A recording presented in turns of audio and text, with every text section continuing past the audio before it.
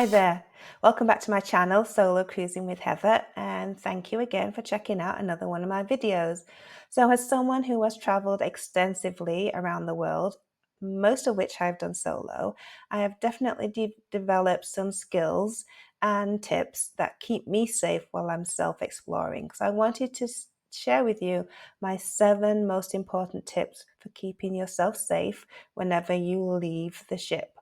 Whether you decide to self-explore or whether you're joining on the ship's excursions, these tips still count. So let's get going. Oh, and by the way, if you like this video, please consider subscribing and giving me the thumbs up. It helps me to grow my channel. Okay, let's go. So, tip number 1 is do your homework. And what I mean by that is do a little research about the cruise port that you're contemplating exploring, especially if you're doing self-exploration. Some cruise ports are very safe, and you'll see lots of families, you'll see lots of other women exploring the area on their own too, but some are not. Some cruise ports have got a lot of hawkers, street vendors who will aggressively approach you. And so being aware that this might be the situation, and so you can prepare yourself for how you're going to handle those kind of people, will help you navigate being on your own in a strange country. I always try and do research into the ports that the cruise ship is visiting. I usually buy guidebooks about the areas. I join Facebook groups about the cruise and get tips from other travelers who might have been to those ports before. I make a decision about whether I'm going to use the cruise ships for the excursions or whether I feel it'll be okay to use an external company such as Get Your Guide or Viator, and it will depend on the cruise ship whether I choose their excursions or whether I go with an external company. And it depends on the location as well, because some cruise ports I've felt very comfortable walking around and others I have definitely felt less comfortable. So do your research, especially as you're a female, because we are a little bit more challenged. Nothing against the men, but being a woman on your own comes with its own challenges. So doing your research as to where you're going, whether the ship advises women to go off the ship and explore on their own will help keep you safe. So number 1, do your research. The second tip I have for you is situational awareness. What does that mean? It means just be aware of your surroundings. Be aware of the people that are around you. Be aware of the crowds that you might be entering in. Be aware of the streets that you're choosing to walk down, especially if you're self-exploring as opposed to being with a ship's tour or even a private company tour. If you are with a ship's tour, make sure you pay attention to the times that they're telling you to get back to the coach or the minibus or the cruise ship. And the same with a private tour, because if you're late, because for that hour that they say now you get to do some self-exploration, if you're late, they'll wait for you for a few minutes, but they won't wait for you for long because they have scheduled to keep up with. Also be aware of especially crowded areas, because these are pickpockets' number 1 location for trying to rob people. And if you feel that you're entering a very crowded space, maybe that would be time to maybe pull your backpack off your back and maybe carry it in front of you. The same with your handbag. It's just having this awareness of these areas that you're going into. I wouldn't recommend that you walk down a dark street, especially if the light is fading and there's not very much light. Just look around for police officers or families walking together, someone that you could maybe approach if you're feeling uncomfortable. And again, it goes back to the first tip about knowing where you actually are in that moment, because some cities are very safe for women and some are not. So just making sure that you are aware. And I'm just going to add another tip here. And I know people won't like this, but I would avoid drinking alcohol if you are traveling alone and you're off the ship. You don't want anything that's going to dull your senses or dull your response time, and alcohol will do that. So save your drinking till you get back on the ship. But while you're out on tour, probably give it a miss. Unless you're hanging out with friends that maybe you met on the cruise ship and you're with a group, then you can be a bit more comfortable. But if you're on your own, I would avoid alcohol. Tip number 3, when you're off the cruise ship, have a working cell phone. Not only that, make sure your battery is fully charged, and consider bringing with you a portable charger just to make sure that your battery doesn't lose power while you're away.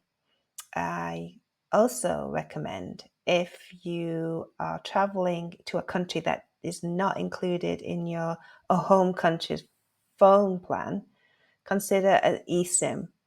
They are getting cheaper and cheaper, and it's a great way to ensure that you have data on your phone when you're in a foreign country that's not under your home country's plan. One eSIM company I use is Airlo. I used them in South America last year, Central America, and Mexico, and they work great. If you have an eSIM, you can access data, and then you can use things like your maps, your iMaps or Google Maps, which will be very useful. In fact, when I was in Amsterdam this year, I did a tour out to see some original windmills, and then I came back to the city and they dropped us on the outskirts of the city. They gave us a map in order for us to find our way back to the cruise ship.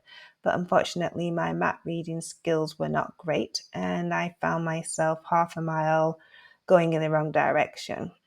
So I got my phone out, I activated my data plan, and I put up Google Maps, and I was able to find the train station, put that in as my destination because the cruise ship was docked half a mile from the train station. So I knew if I could get back to the train station, I would find the cruise ship, and set off walking with Google Maps showing me the way. And so I was very grateful to have that. So definitely keep your phone with you. The other reason to have your phone is also on the daily itinerary that the ship gives you.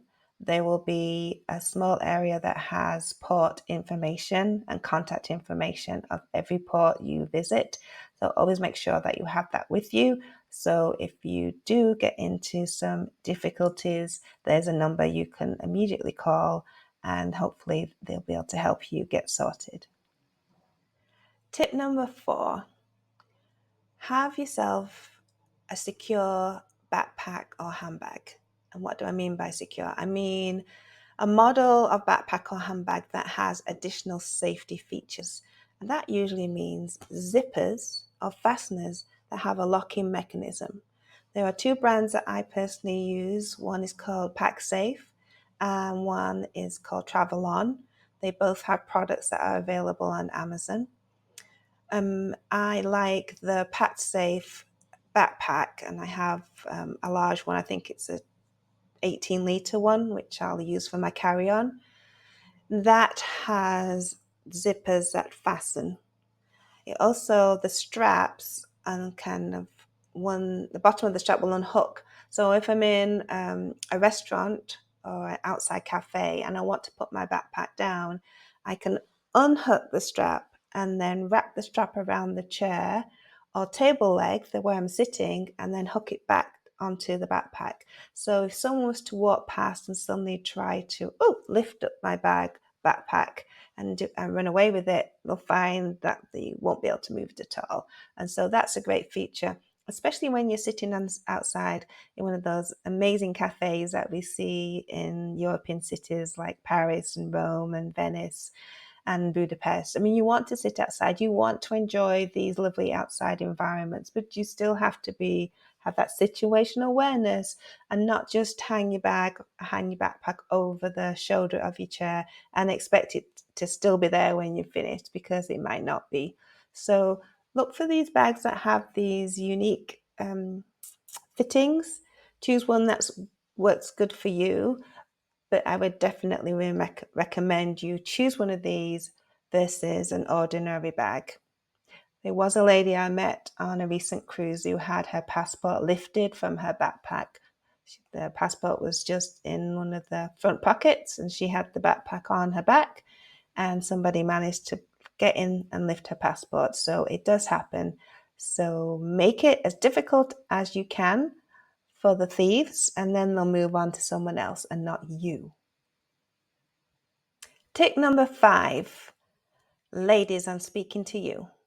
Leave your diamonds and pearls at home. Don't walk out off the cruise ship advertising your personal wealth, because you will put a target on your back. Yes, I know you love your diamonds and your gold and your fancy watches and your big engagement ring, but it also tells the world that you have disposable income. You have wealth. It's going to advertise to the thieves and the pickpockets that you might be a good target and they might come after you. It's the same with your designer handbags. Leave those on the cruise ship. I know you're very proud of those possessions and you should enjoy them, but enjoying them is not, don't enjoy them in strange cities, because you will be, look over there, there's that lady, she's got a few diamonds on her and she's got her Louis Vuitton handbag. She's got some money. Let's see if we can get something from her. You really don't want to advertise your wealth. When I go off a cruise ship, I don't have anything valuable with me. I don't wear fancy jewelry. I don't wear my fancy watch. I only have one. And I only take enough money that I'm going to need for the day. And I might only take one credit card. The rest I lock up in the safe. And I advise you to do that too. Do not go out saying to the world, look at me, I've got money, target me. Don't do it. Lock them up or leave them at home. Just be safe. Tip number 6. When you're in a foreign country that doesn't speak the language that you speak, or you don't have the ability to speak the native language, consider using translator apps such as iTranslate or Google Translate. These could be very helpful to you if you're stuck somewhere on your own and you're not quite sure where you need to go, or if you feel that your safety is in jeopardy. So a lot of these you just download from the Google Store or the App Store for iPhone, and make sure you test them out on your phone before you leave home so that you're comfortable with how they operate, so you won't be struggling with your phone trying to figure out how you get these to work and while you're stood in a busy market area in some foreign city because you happen to be lost. But they could be very valuable and help you get from A to B if you are lost while you're doing especially self-exploration. So definitely consider downloading a translator app onto your phone. Tip number 7. If you feel at any time unsafe or feel that you're in harm's way, seek out help as soon as you can. Do not, if you think you're being followed, do not continue walking away from where maybe crowds are. Walk towards crowds. If you think you're being followed, then go into a shop or go into a restaurant and speak to the bar staff or the restaurant staff using your Google Translate app if it's in a foreign country where you don't speak the language. But seek help. Seek people who can support you. Look for maybe a family with the mother and father and children all traveling together, and maybe approach them. But the last thing you want to do is isolate yourself even more from the crowd if you're trying to avoid a situation. Strangers always want to help, so don't be afraid to reach out to strangers for support, and use the tools that I've shared with you to help keep yourself safe, and approach people anytime at all that you don't feel the situation is the best for you, because the last thing you want to do is get yourself into a difficult situation that you can't get out of. I'm not saying don't go off ship and self-explore and have fun doing it. Just have that self-awareness that we've talked about, making sure that your phone works as we've talked about. And if you feel at all threatened, then get help as soon as possible. So there you have it, my 7 tips for staying safe whenever you are getting off the ship and doing self-exploration, or you're getting off ship and doing an organized tour. The tips work for both. And if you enjoyed this video, please give me the thumbs up. Think about subscribing. And if you have any additional safety tips you'd like to share, then please add those in the comments below. So thanks again for watching Solo Cruise with Heather. I hope to see you in the next one.